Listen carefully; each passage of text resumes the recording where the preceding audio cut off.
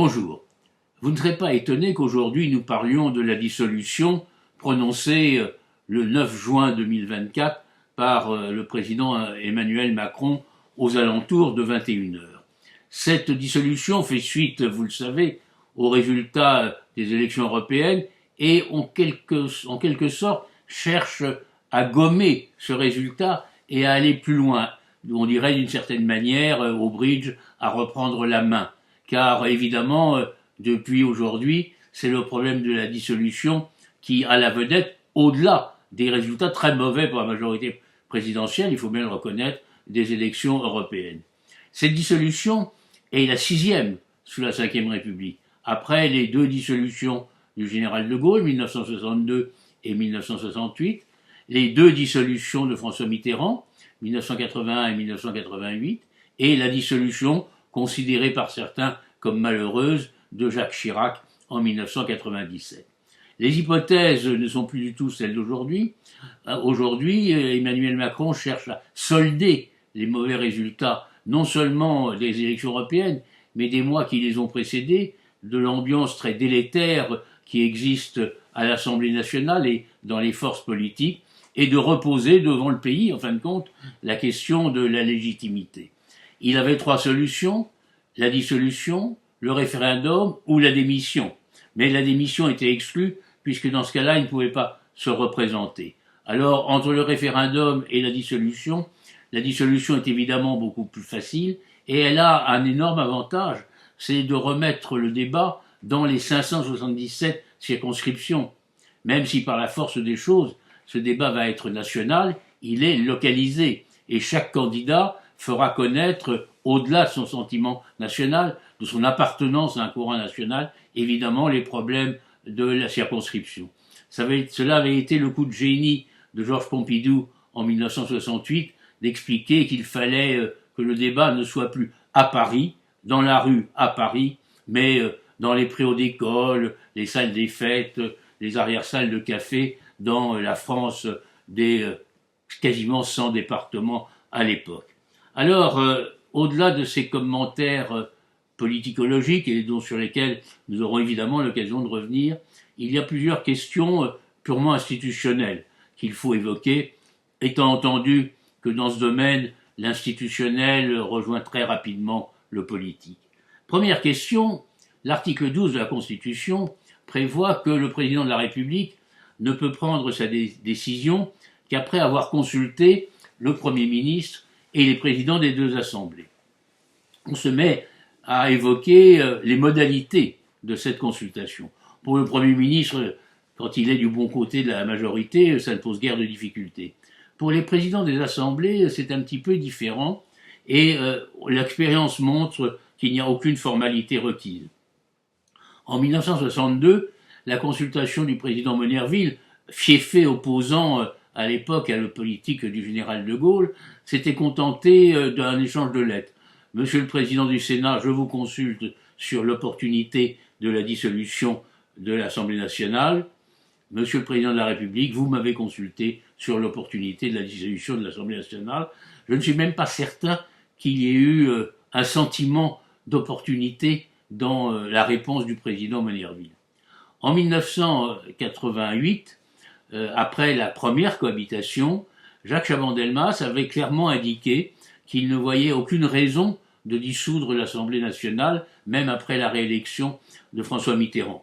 Bon, c'était des précautions de langage qui n'étonnaient personne, et la dissolution a été prononcée. Aujourd'hui, la présidente de l'Assemblée nationale a été consultée. Dans un cénacle un peu large ou en privé, la question demeure posée, mais peu importe. Quant au président du Sénat, nous n'avons aucune information à ce jour sur la manière dont il a été consulté, mais on pouvait parfaitement faire simplement un coup de téléphone ou un échange épistolaire. Emmanuel Macron et Gérard Larcher ont l'habitude de se joindre assez facilement, ce n'était pas très compliqué. Donc là, pas de formalité particulière. Deuxième question, que va-t-il se passer s'il y a une cohabitation? Et évidemment, avec qui la cohabitation?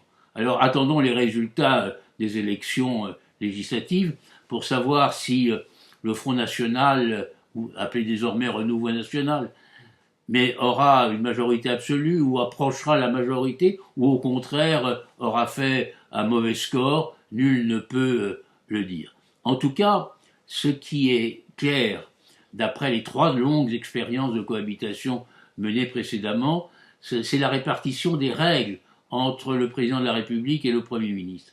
Il n'y a pas d'ailleurs que la Constitution, il y a la pratique, et il y a eu des accords dès 1986 entre l'Élysée et l'hôtel Matignon, indirectement entre François Mitterrand et Jacques Chirac, sur la définition des responsabilités des uns et des autres, en particulier en matière de politique étrangère ou de défense, où à l'évidence il ne peut pas y avoir de politique contradictoire. À l'inverse, en ce qui concerne la politique intérieure, je prends par exemple les problèmes sociaux, les problèmes scolaires ou les problèmes de sécurité, le Premier ministre a nettement une supériorité par rapport au président de la République. Il dispose en particulier de la possibilité de présenter des projets de loi devant le Parlement et d'essayer de les faire approuver. Alors, la cohabitation n'est pas un système parfait, chacun le sait, mais elle n'a pas empêché la France d'être gouvernée de 1986 à 1988, de 1993 à 1995 et de 1997 à 2002. Est-ce que cette hypothèse est susceptible de revenir prochainement? Là aussi, l'avenir nous le dira. Et puis, il y a des considérations un peu plus générales. Est-ce que cette dissolution remet en cause, par exemple, la concordance des calendriers en ce qui concerne l'élection du président de la République au printemps et, depuis 20 ans, l'élection de l'Assemblée nationale au mois de juin? Là aussi, il faut attendre pour savoir ce qui va se passer, mais il serait logique que le prochain président de la République, celui qui sera élu en 2027, s'il veut revenir à une concordance de majorité, prononce à ce moment-là la dissolution de l'Assemblée nationale et on repart pour des mandats de 5 ans dans l'un et l'autre cas. Il serait évidemment possible aussi de raccourcir le mandat de l'Assemblée qui va être élue dans un mois et de dire, en fonction de considérations d'opportunités politiques ou d'opportunités institutionnelles, qu'il convient que ce mandat soit réduit. Le Conseil constitutionnel serait amené à se prononcer. Il dit oui à des modifications à la marge des calendriers électoraux. Est-ce que pour une Assemblée qui aurait 2 ans d'existence, il donnerait son feu vert? Le débat est ouvert et le doute est permis. En tout cas, il y aura une nouvelle séquence politique. Et pour qu'il y ait une nouvelle séquence politique, il faut que les électeurs se prononcent. Ils se prononceront tranquillement, après une campagne extrêmement rapide, le 30 juin et le 7 juillet. Je souligne au passage que ces dates respectent parfaitement les conditions de l'article 12 de la Constitution, mais M. Macron a choisi le calendrier le plus serré pour des raisons tout à fait évidentes. D'abord, quand il y a une crise, il faut la solder le plus vite possible, et ensuite, après le 7 juillet, nous entrons dans la séquence 14 juillet, puis Jeux Olympiques, puis vacances. Tout ça ne remplit pas des conditions idéales pour faire des élections législatives. Donc, à ceux qui disent le calendrier est trop précipité, il n'y a pas d'autre calendrier possible si l'on veut que la démocratie soit remise en bon état de marche au début du mois de juillet prochain. Espérons en tout cas que, quels que soient les résultats, elle le sera. Mais ceci est une autre histoire et nous aurons l'occasion d'en reparler. Donc, à bientôt.